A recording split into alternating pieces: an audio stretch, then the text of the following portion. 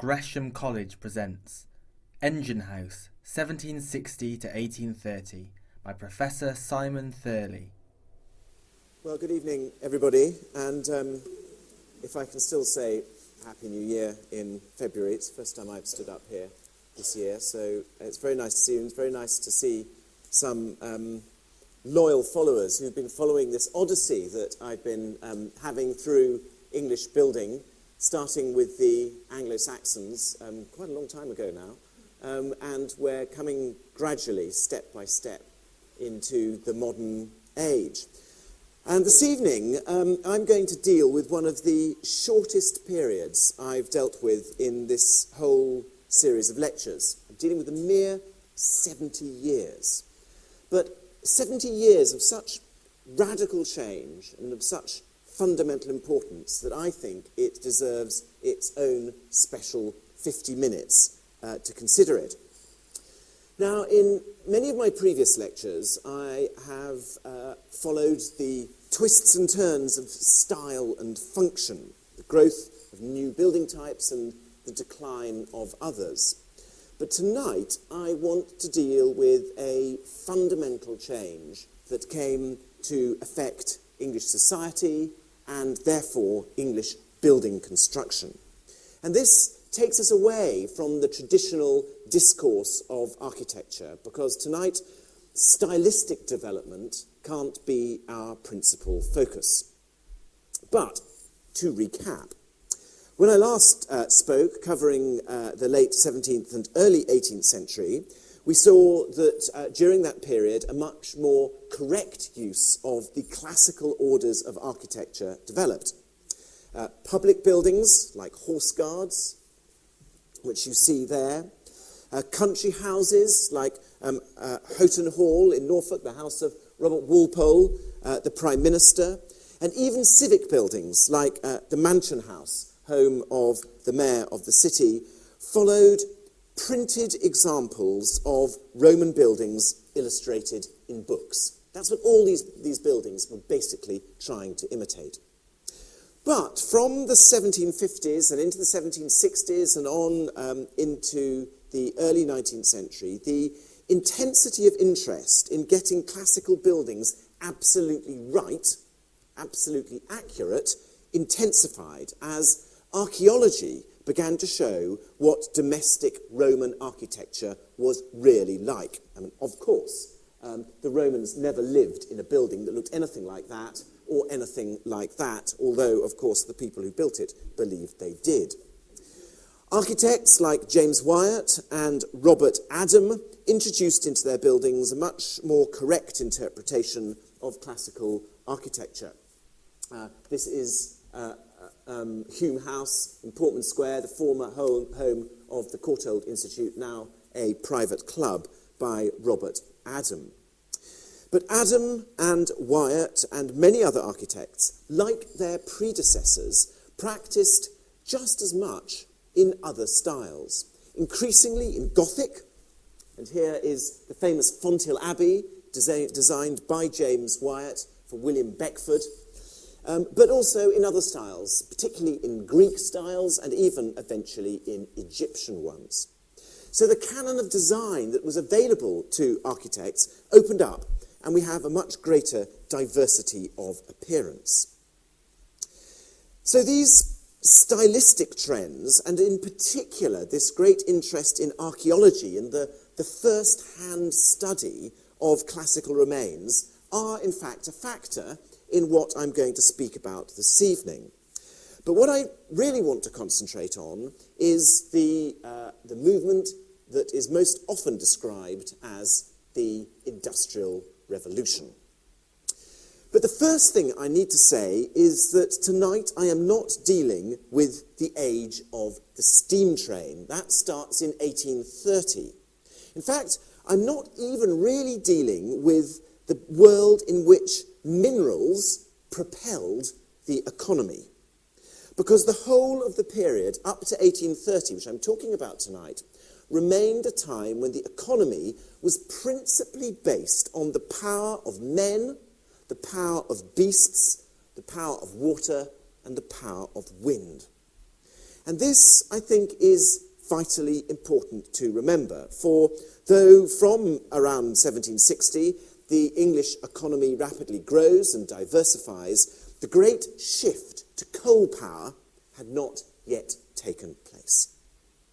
So what were the ingredients of the changes that were happening in this incredible period before 1830, and how were they to go on and affect the English landscape? Well, I see what happens from the late 1750s in England as being fundamentally determined by water. Water in three ways: by overseas trade, which obviously comes in by sea, by inland navigation, and by the power of water harnessed by mills. You see, by the mid-18th century, England was already the world's greatest trading nation. The nature of its trade had fundamentally changed. Although Europe remained the principal trading partner, much of Britain's trade was long distance, and particularly towards the Americas. Whilst the export of manufactured goods, especially textiles, remained very important, the re-export of exotic goods was a huge component in overseas trade. Imports now tended to be of raw materials rather than finished goods. And in all this, the geography of trade had fundamentally changed. It was now the western ports that were important, in particular Bristol and Liverpool. Liverpool, which of course was the port for the manufacturers of the north. And those of you who have clung on in there with me through this series will remember that in the 14th, 15th, 16th, and in nudging into the 17th century, of course, the important ports were all on the east coast. The focus of trade was eastwards. The centre of Britain's economic gravity was the North Sea. The fundamental change is the focus is now the Atlantic. And Liverpool is incredibly important in this, because Liverpool developed the first enclosed docks in the world. And these weren't unusually stimulated by private entrepreneurialism. They were invented essentially by the Corporation of Liverpool, who set out to solve the problems of berthing ships on the River Mersey. Now, those of you who know the River Mersey will know that it's a pretty wild river in Liverpool. Strong currents, a huge tidal range, sort of 30 foot or so, shifting sandbanks. It is not an easy place to get ships in. And so, in 1715, Thomas Steers builds a 3.5 acre wet dock for unloading ships. Such a thing had, of course, been built before by the Royal Navy, but this was a commercial dock which allowed trading ships to load and to unload at any time of day, at any time of tide. And by 1800, Liverpool had 25.5 acres of docks at a point when no other commercial port in the world had even 1 acre of commercial docks. That is what Liverpool was doing. This is a map, actually, 1945. You can see the early docks here, but you can see these enclosed docks, closed off from the Mersey by lock gates, so in you went. You could do whatever you needed with your ship, and you could come out again with the security of knowing that you could get on without being in the wild and rough river. Now, none of the pre-1840 docks has, in fact, survived. But what has survived, of course, is Jesse Hartley's absolutely sublime Albert Dock, built in 1843-7. This is a 1 million square foot warehouse. It's built round a dock which covers 7.75 acres. Principal materials, which you can see, are granite, cast iron and brick. because this wasn't only secure, it was fireproof. And we'll see how in a few minutes that the model for this fireproof warehouse system comes, in fact, from textile mills. But the inclusion here of these squat, primitive Greek Doric columns and these expansive brick arches, which were necessary so that when the boats moored here, the cranes could swing goods onto the sides here, introduced fashionable architectural details. Here is the dock traffic office, an extraordinary structure, also designed by Hartley with the help of Philip Hardwick. And here you've got this massive Greek Doric portico. It would be fashionable on a country house, but here, made of cast iron. This whole thing is made of cast iron, and it illustrates how the engineers working in the docks were right up to the minute in using correctly observed Greek details on their structures. Well, of course, the London docks followed those at Liverpool. In fact, this is St Catherine's Dock, which very slightly predates Albert Dock. And you can see this feature here very much taken up in Albert Dock, and these, you can't see it in this thing, but there are more of these very squat Doric columns holding up the arcade. And the London docks sorted out the extraordinary congestion that had existed in the Pool of London, the rife pilfering, the chaos in the world's busiest port. The West India Dock, the London Dock, the East India Dock transformed London's cargo handling really more or less overnight. So these trading interests, England's trading interests, had been secured in the previous generation by the Royal Navy. Now, from the 1650s, from the middle of the Civil War, the job that the Navy was required to do began to fundamentally change. Rather than being a seasonal operation, as it had been in the early Stuart and Tudor period, with the Navy laid up over the winter, the fleet was increasingly kept at sea all the year round. And so the Navy required bases all over the world to make this possible. And in England, it required extensive onshore facilities, including ordnance yards, gunpowder stores, victualling yards, as well as docks and workshops for construction and repair. The first naval bases were on the Thames and the Medway because the economy faced east. But during the 18th century, as the strategic interests of Britain moved westwards, the docks in the Thames and the Medway gave way to Portsmouth and Plymouth, western-facing naval bases to allow this permanently sea-going fleet to go and secure the channels for the nation's trade. This fleet was vital to the economy, to the security, and to the mentality of the English nation, because the Navy came to symbolise English political and religious liberty. But it was really during the 7 Years' War of 1756 to 1763 that Pitt the Elder succeeded in making the Navy into the most powerful military machine in the world. Now, this military machine, this power, whilst obviously relying on fine ships and modern tactics and great admirals, was actually founded, the power was actually based on naval administration. And in this, its naval bases were the key.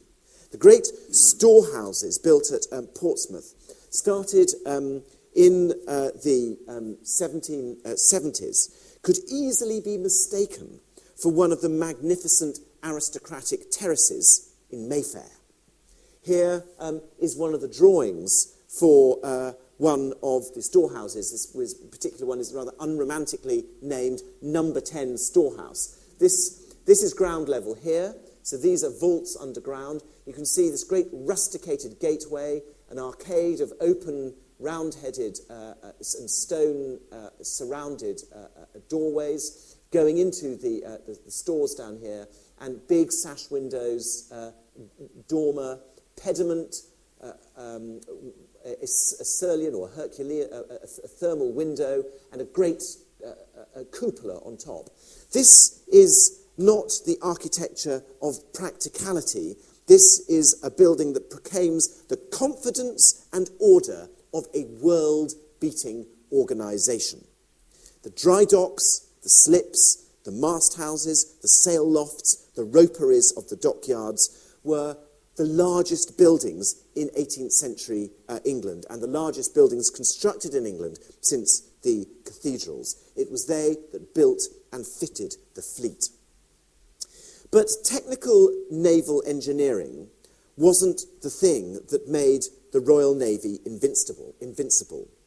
What made the Royal Navy invincible was the mastery of victualling. Because the length of time that a ship could stay at sea wasn't determined only by engineering, it was determined by the quantity of food and drink available. And so the Royal William Yard, designed by John Rennie the Younger and started in 1824, became the Navy's showpiece and the key to its success. This looks like a tiny little model in this photograph. Any of you have been down to Plymouth and know the city, may know this colossal series of buildings built in the early 19th century. A vast victualling depot clustered round a tidal basin where the ships could come in and dock against these wharves, where there was a bakery, a flour mill, a brewery, a cooperage, a slaughterhouse, houses for senior offices, cranes, and 2 water reservoirs. Here is the brewery building. The whole thing was surrounded by an absolutely massive wall and entered by this colossal and magnificent gate with a sort of crazily large statue of William IV on top of it.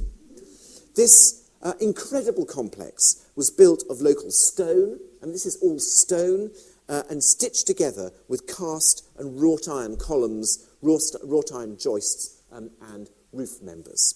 A quite extraordinary building, one of the most extraordinary productions of the late 18th and early 19th century. So, sea power, vitally important. But in previous lectures, I have also mentioned that England's inland navigable waterways were vital in its economic development. And they were vital, really, from earliest times. Some 700 miles of natural, improved river were navigable in 1700. In the years between 1700 and 1760, the date where I'm starting to talk about this evening, a further 600 miles of natural river was improved to make it navigable. And yet, in 1760, there were still many places that could be as far as 20 or even 25 miles away from any effective navigation.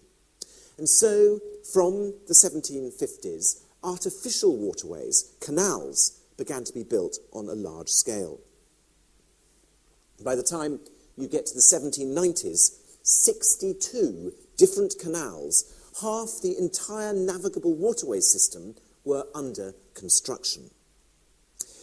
At first, coal was the key to this. The first coal-carrying canal, in fact, the first canal really was the Bridgewater Canal, built from the Duke of Bridgewater's mines to get to Manchester. It was an obvious solution. One horse with a barge could pull 30 tons of coal, more than 10 times that which a single horse and cart could do. And the first canals, like the Bridgewater Canal, were narrow. They were contour-hugging watercourses. They were dug by farm labourers. But by the time you enter the period of canal mania in the 1790s, there were gangs of navigators, or navvies as they became known, who only worked on canals. And eventually, as you go into the early 19th century, there were big contracting firms who would cut the canals, who would excavate the tunnels and build the bridges. Now, the great thing you have to remember about canals is that there's no reason why any water should actually be in them. The water in a canal is entirely artificial and has to be kept there by art. And so the water was retained in the channels by puddled clay, and on one side where you heaped out the spoil, of course, you created a hardened towpath for your horse to go along to pull your canal. And in the 1760s, a unique craft was invented. 70 foot long, 7 foot wide, with a large open hold suitable for grain, coal, stone or sand, with a little cabin at the back, where the person who operated would actually live. Of course, narrowboats would be lethal on a canal, on a river or an estuary. They would just turn over and you'd drown and go to the bottom of the river.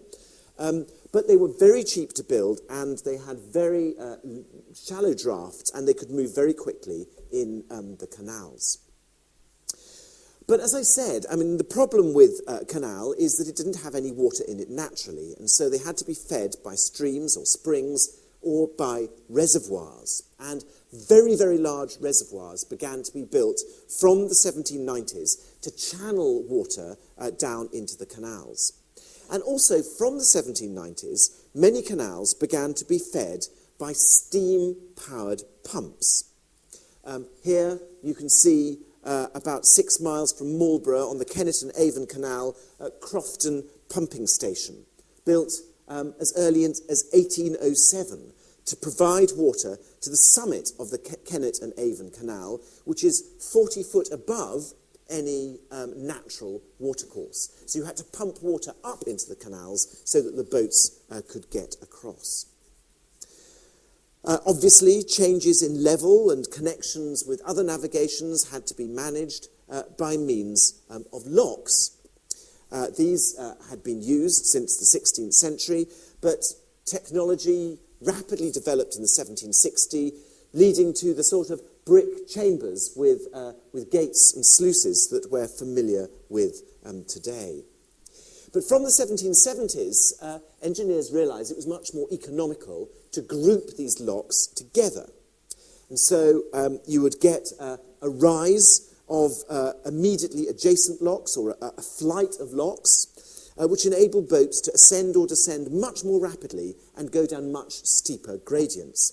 And this recently restored by British Waterways, the Bingley 5 Rise, ladies and gentlemen, this is, in Yorkshire, completed in 1774.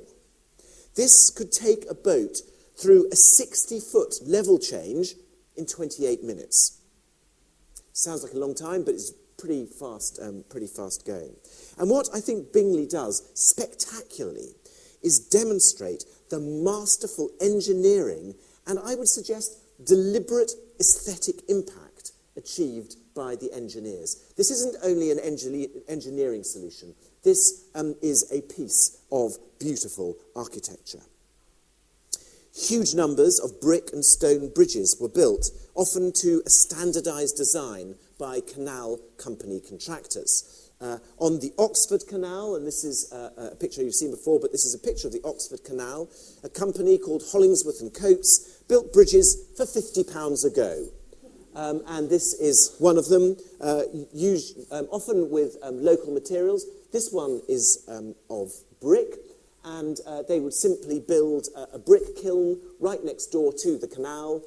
They would dig up local brick earth, they'd build a kiln, they'd fire the bricks right next door to the canal, build the bridge, and go up the river and do it all over again. From the 1790s, some of these bridges began to be constructed in cast iron. This is a lovely one over the Kennet and Avon Canal in Bath, cast in Coalbrookdale in 1800, and we'll come back on to talking about iron bridges in a few minutes. And some of these iron castings were very architecturally pretentious. This is Macclesfield Bridge in Regent's Park. Some of you might know it as Blow-Up Bridge. Famously blew up when a barge full of gunpowder went underneath it and someone lit a cigarette. But you still can see, not a good thing to do, you can see these wonderful fluted primitive Doric columns, very reminiscent of what was being built in the docks as well. These are built in 1815 to 16. But of course, the most spectacular bridges, the most spectacular engineering carried the canals themselves. The first navigable aqueduct, the Barton Aqueduct, was built on the Bridgewater Canal in 1761. And Duke of Bridgewater had been to the south of France and had seen the Pont du Gard and had seen Roman aqueducts, and he'd seen the French experiments to recreate Roman engineering. And he was determined to build a successful aqueduct himself.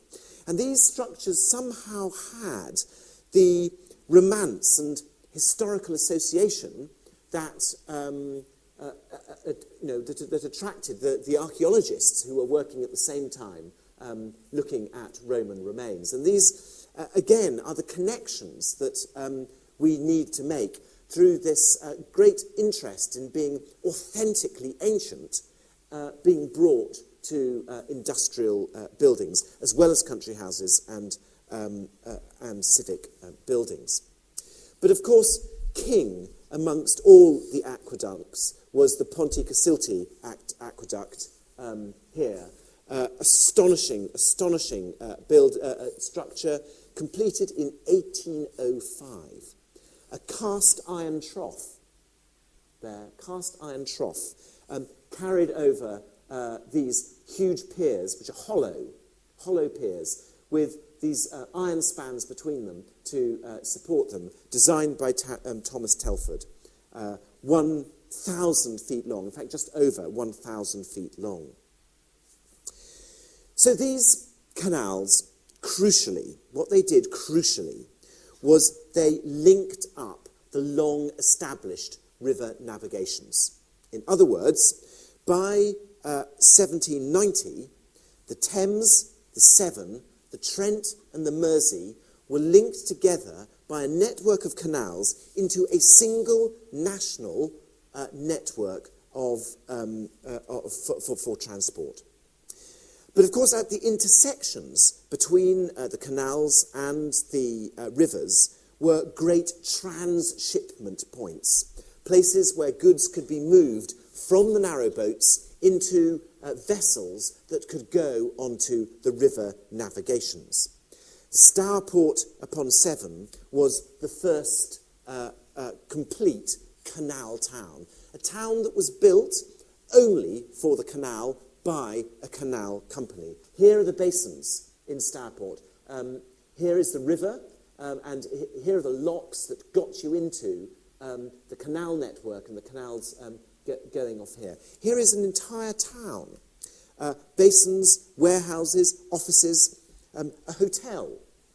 The Tontine Hotel, still standing there, built in the late 18th century for the people who came here to trade with the goods as they were transshipped. And a whole town built with elegant Georgian houses sprang up around this economic node.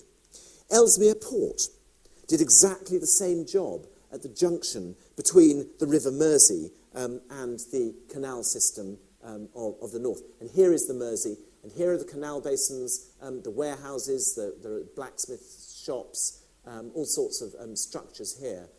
That is a horrible and very ugly new hotel, which you should ignore. But these buildings here are the original canal buildings. And so these canals were publicly authorised by Act of Parliament. They had to be because they crossed people's land. It was like compulsory purchase. But they were privately financed. They were privately financed by the creation of joint stock companies and the issuing of shares. The Trent and Mersey Canal, for instance, raised £130,000 by selling shares worth £200 apiece. And profits were made by tolls and by leasing the docks and warehouse space. Some toll houses survive. Here's a very charming toll house at Bratch Locks at Wombourne on the Staffordshire and Worcester Canal. This is where how the canal owners made their money, by charging the operators as they came through.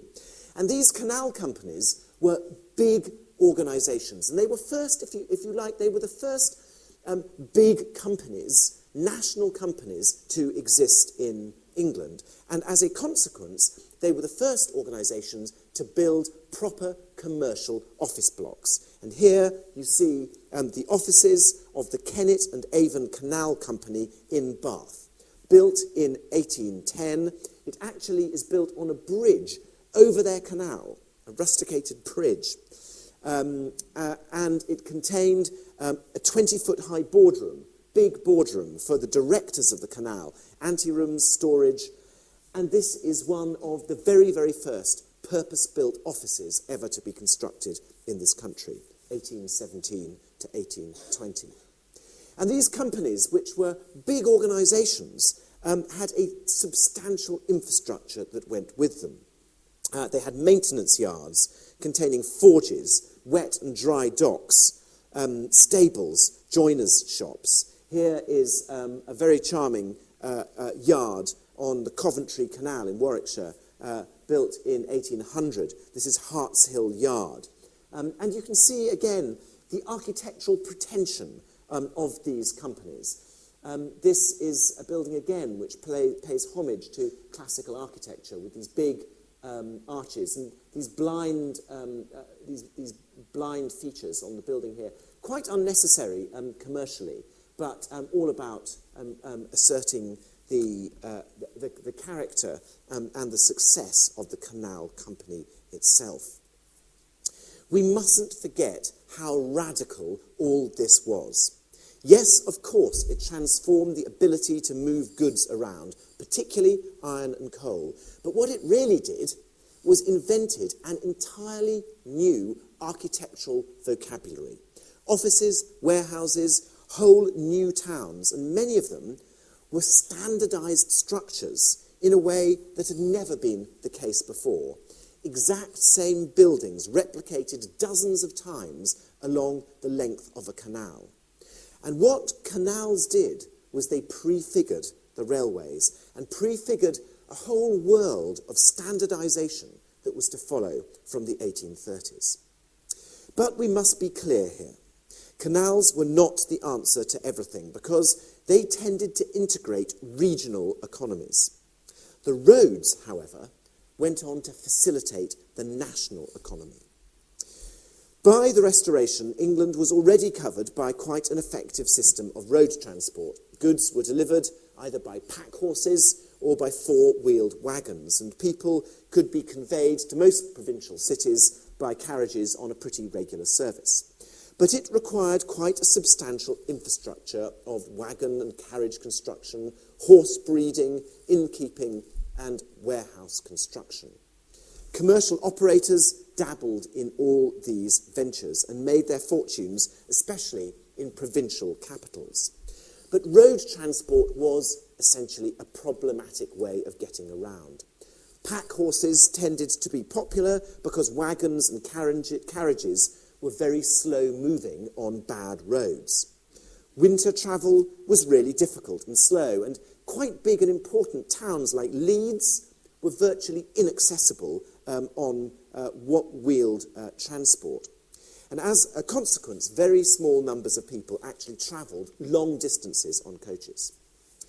Roads had, before the 1750s, you see, been the responsibility of individual parishes to maintain them. So your parish maintained the strip of road that went through your bit of land.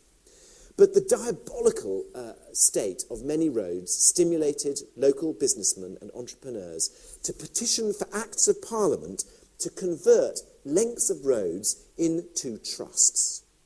And the trusts then could repair and maintain the roads and fund their work through the power to charge tolls. By the mid-1830s, 22,000 miles of road had been turnpiked, perhaps 20% of the whole network. From the 1750s and the 1760s, these turnpike trusts, plus a new type of carriage which had steel springs underneath to make them far less uncomfortable. You basically got totally pulverised in a carriage before, just bashed about. This actually gave you a bit more of a comfortable ride. There were also better breeds of horses, sturdier horses, who could work harder. They were stronger, they ate less. And these two things, better breeds and the springs, made passenger travel much more viable. The turnpikes were closed in the 1880s, but in their heyday, they relied on a network of toll houses to collect the fees. And by the 1840s, there were over 5,000 of these, with their distinctive fronts kinked out into the road so the pikemen could keep an eye on who went past. This is one at Athelhampton in Dorset, dating from about 1840. But this happens to be one built in a slightly classical style, but they came in a huge range of styles. This is a very charming one here near Chard. And so by the 1790s, there was not only a national network of canals and canal carriers, there was a national network of stagecoaches. In the 1740s, it had taken 4 very uncomfortable days to get to York. Now you could get there in just over a day. The Newmarket Road was terrible. To travel 70 miles, it took 3 days. And this was reduced by the 1790s to less than a day. And part of this transformation was new bridges, a huge number of new road bridges built. Finally, London got its new bridges, Vauxhall Bridge in 1816, Southwark Bridge in 1819, and the greatest of them all, I think, was the Grosvenor Bridge in Chester by Thomas Harrison, which opened in 1833 with a single arched span of 200 feet, still the widest spanned bridge, single-span bridge in Britain. And these new roads had a really, really important effect on the English economy. It completely transformed the towns through which they ran. And inns became incredibly important because these coaches had to change horses very regularly, every 10 to 15 miles. And an inn, like the Mitre Inn in Oxford, became a hub with daily services operating to London. This is an engraving of the Mitre from about 1825.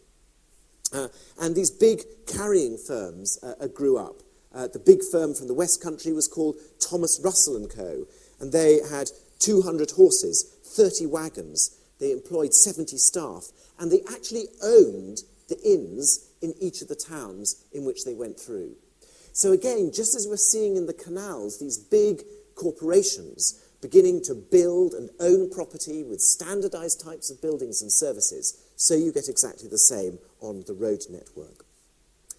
And this transformation of the roads had a huge effect on the great country houses of England. In the mid-18th century, the social radius of a house, the distance to which people could comfortably get for an evening, might be 9 or 10 miles. But after the roads were turnpiked, the aristocracy and the gentry were suddenly more mobile. People could travel long distances just for the weekend or even for a single evening. The age of the house party had dawned. At Belvoir Castle, the Duke of Rutland could easily contemplate a birthday party with 300 guests dining at his table, where only a few would stay and most were able to travel, many from many, many miles away, for a single evening. And so owners rebuilt and remodelled their houses to cater for regular entertaining on a huge scale. Bigger dining rooms, big libraries became the principal sitting rooms. Neighbours or families from further afield would come just for a drive around the park.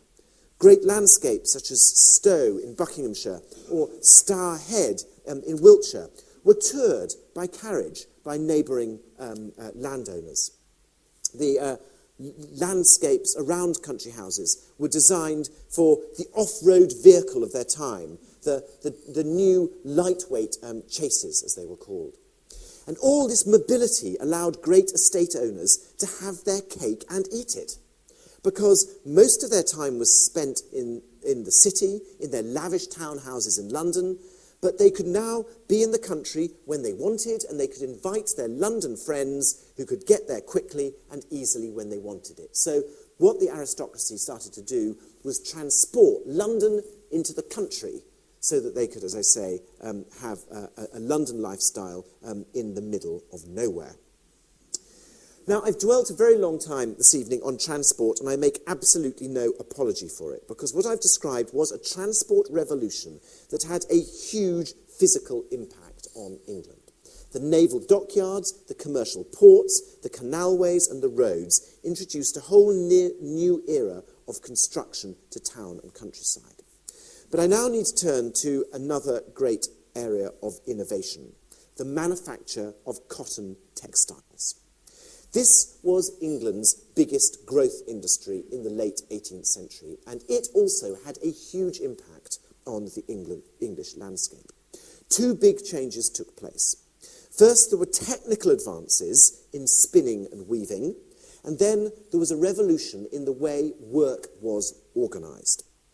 It was Richard Arkwright, a very famous name, who reorganised production, housing in a single building the processes and machines that carded and spun cotton, turning it into a yarn for weaving.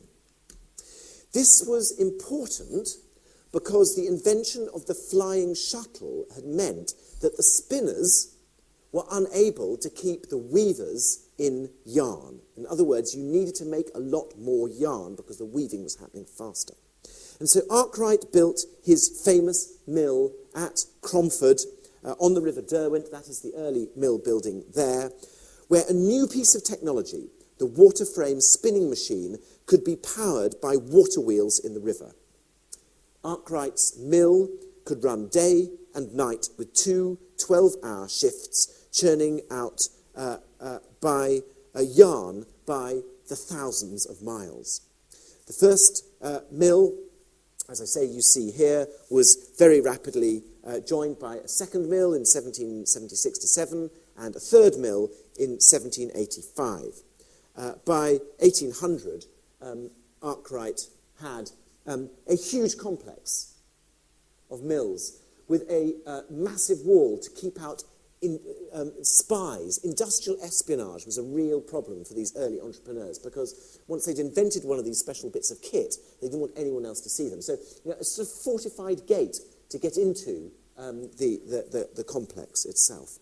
The mill was manned solely by women and children, because the fathers and the husbands were at home weaving in the lofts that existed above their cottages. And so Arkwright built these cottages for his workers. The weaving was still literally a cottage industry and went on in the attics. In the back, I'm afraid I haven't got a photograph of this. I wish I'd taken one. Each of these cottages were provided by Arkwright with its own pigsty. So each person had their own pig, which ate the remains and, of course, could be slaughtered and used. The model for all this, the model for the cottages, for the hotel that he built, because his mills became a huge tourist attraction, and people came to see them from all over the world, the marketplace in front of it, the schools, all these, the model of this was the aristocratic estate.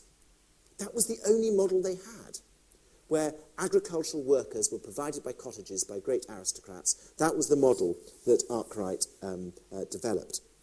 And, of course, at the centre of it was the mill itself. This is Masum Mill, built in 1783 to 4.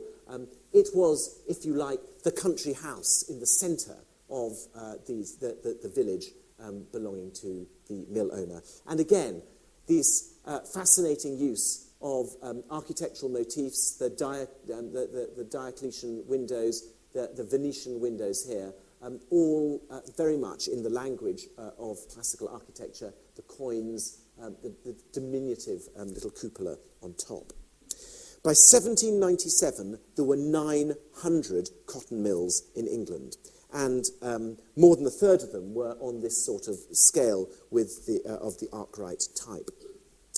And although the first steam engine operated in a mill in 1785, water was the principal source of power for all these mills until well into the 1820s. The real challenge for the mill owners wasn't power, it was fireproofing, because the cotton-laden air was prone to catch fire, and the holy grail was the fireproof mill. Now, experiments had been made using iron posts to support the upper floors, but the breakthrough came in 1796 at the Ditherington Flax Mill, where Benjamin Barge used technology developed from the canal aqueducts to construct a 5-storey mill. The floors of this mill were carried on shallow brick arches here, each of the arches resting on an iron transverse beam supported by these incredibly slender iron beams that were supporting the transverse arches. These beams here were pierced to carry the horizontal drives, the rotating drives that could work the mill machinery. This was a completely revolutionary building. There was no exposed timber anywhere. This was a completely fireproof box and led to a revolution in construction. This building was the building that led to the construction of Albert Dock that I showed you earlier on. This building is the building that is the father of every single modern building you see being constructed in the city. It was the first building in the world to have an iron frame. I should say, just for your interest, a building utterly derelict, bought by English Heritage for £1 from Barclays Bank to save it from dereliction and demolition, and is currently being restored by English Heritage. So 3 cheers for English Heritage. Now, I've already made quite an important point, which is that before the 1830s, the weaving was done at home. These mills were about spinning, they weren't about weaving. And the wool industry, for a long time, had wool spun by spinsters and woven on hand looms, which after finishing was brought to the towns for sale. And these pieces of wooden cloth were first sold in open-air markets. But from the 1770s, these extraordinary piece halls were built. This is the Halifax Piece Hall here, which you can see in a bit more detail, built here designed by a man called Thomas Bradley. Again, this is inspired by drawings and reconstructions of ancient Roman piazzas. And he invented a sort of mad new architectural order, this rusticated column to support the upper rooms, where dozens and dozens of rooms where individual pieces of cloth were sold. Now, a number of times this evening, I've mentioned the sudden and rapid increase in the use of iron buildings. I've referred to its use in docks, in mills, in canals, but iron as a structural material wasn't actually new in the 18th century. The person who first used it structurally, as a structural material, was Sir Christopher Wren in refurbishing the House of Commons in 1700 and 1707. These are the first use of structural cast iron in any building in England. And although this is the first, it's always exciting identifying the first, it was an isolated example. And what made the ability to use iron so much after 1760 was a revolution in the production of iron. And again, it was the easy access to water power, it's my big theme tonight, that made the upland parts of England the centre of iron manufacture. Over 90 metal workshops had been developed in Sheffield by 1740. These workshops had mills which were powering grinding machines or forges producing iron. The blister steel was made in these characteristic bottle-shaped furnaces, really big bits of kit. But in 1708, in Coalbrookdale, in Shropshire, Abraham Darby smelted iron with coke rather than charcoal, liberating the iron industry from the timber charcoal industry, linking it inextricably with coal production, and placing the two industries together geographically, linked to the waterways.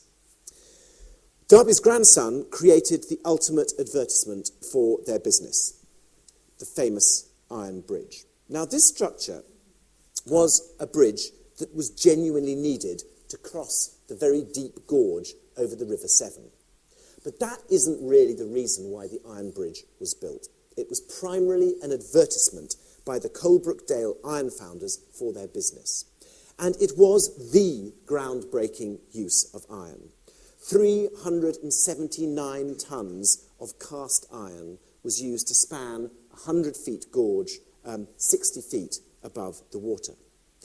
But the constructional methods were entirely based on carpentry. This is a piece of carpentry rendered in iron. The bridge was full of mortises and tenons, and here you see dovetail joints in exactly the way a carpenter would have used it. Despite the fact that they were using wood technology to build an iron structure, this bridge demonstrated the uses to which iron could be put. But Darby's iron made it unsuitable for high-performance applications, and new processes were rapidly devised during the 1750s, 1760s, the most important one of which was the crucible method. And here you see an amazing laser scan of the only surviving crucible iron workshop left. It's in Sheffield. Again, it's currently being saved by English Heritage. This process, creating crucible steel, very, very, very high quality steel, involved getting temperatures of 1600 degrees by getting a very, very powerful updraft through huge chimneys, the top of which you can see just there. And what that did was transform the skyline of Sheffield. You see a painting of it here. You can see the smoke billowing out of Sheffield as these crucible works were producing steel. Now, at this point, I begin to feel a little bit desperate because, as you know, all Gresham lecturers are kept viciously to their time span, and I could talk for hours about all sorts of other extraordinary industrial processes that went on to transform the country, advances in coal mining, steam engines, and all sorts of other things. But the fundamental point I need to make this evening is that before 1750, the impact of mines and infrastructure in England was more or less the same as anywhere else in Europe. But by 1790, people came from all over the world to see the miracle that was England. A miracle that had been stimulated by all sorts of factors, which I haven't had time to talk about this evening: population growth, the development of banking, particularly provincial banks, Atlantic trade, which I've referred to, technological innovation, which I've also referred to. But in these years, the key elements of an entirely new landscape emerged. The cotton mill, the narrow canal, the integrated ironworks, the turnpike road, the steam engine. And all this was underpinned by the role of the individual entrepreneur. In other words, single men who, through their own initiative, raised the capital, invented or exploited a process, and sold the product. Some of this was state-sponsored. We mustn't imagine this was all about entrepreneurialism. I've talked about the docks in Liverpool. But it wasn't primarily driven by the government, by the Crown, by Parliament. These men, these entrepreneurs, didn't see the scale of what they were doing, or they didn't appreciate its consequences. They were just getting on making money. We have to remember that before 1830, industrialisation was seen a thing of wonder, a thing of beauty, a thing of awe. The horror which came to characterise people's experience of industry came along later. And it's to that phase of industrialisation that we shall have to return next time. So, on March the 7th, I'll start with the coming of the railways, but then it will be time to move away from industrial processes to look closely at what all this meant for the buildings in which people lived, worked and played. And I very much hope that I will see you then.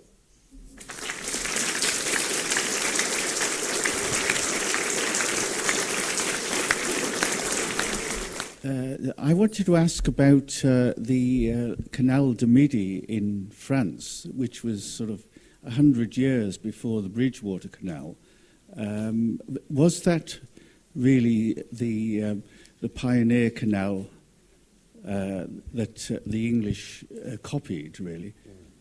Because that had ladder locks like what you showed tonight. There's a wonderful game that which is always a pleasure to play, which is spotting where it comes first. And of course, you can go right back to the Chinese who had canals. I mean, sort of where do you stop? I think the point that was crucially important about the Bridgewater Canal was the way it was linked to the ability of the Duke of Bridgewater to get coal from his coal mines into Manchester to sell it. This was a canal built for a single purpose, for a single commercial activity. Amazingly, the Bridgewater Canal never got swept up in British waterways. Everything it's still the Bridgewater Canal, and it is a sort of a difference in use, a difference in purpose, a difference in conception. I don't think that anyone who's an expert in canals, and I'm not a great expert in canals, would argue it was the first canal ever in the world. That was the thing that set the Bridgewater Canal apart. Yes, someone right back, white shirt, standing in the aisle. I hope you haven't been standing for the whole talk. Good, no, I'm relieved to hear it. I just wondered, how do you stop an iron aqueduct from rusting? Well, you don't really. I mean, obviously, it does rust, but the iron is very thick. It is a problem because, of course, the whole point about iron is that it is endlessly struggling to turn back into its ore. That's what iron does. It says, I don't want to be in this pit of iron, I want to be back in my ore. And so it begins to crumble. So there are issues, but the vast majority of the Ponte Aqueduct are the original plates put there by Telford, which is an extraordinary thing. But the plates, they're not like that. They are big, thick slabs, and amazingly, they're still there. You covered a period of incredible expansion when England led the world. At that time, there was no English heritage, nobody to stop anybody doing what they wanted. Are we ever going to follow that again, or are we always going to be held in the back? Well, that is a very interesting question, which I shall turn to in my next lecture. Because, of course, the thing that the Industrial Revolution did was it started the whole movement, if you like, for conservation. Because it was the Industrial Revolution that made people realise, not this first phase, but the Industrial Revolution after the 1830s, that made people feel they were losing something that was important, which gave birth to the whole conservation movement. So we shall come on to that next time. Thank you very much, ladies and gentlemen. For more information, please visit www.gresham.ac.uk.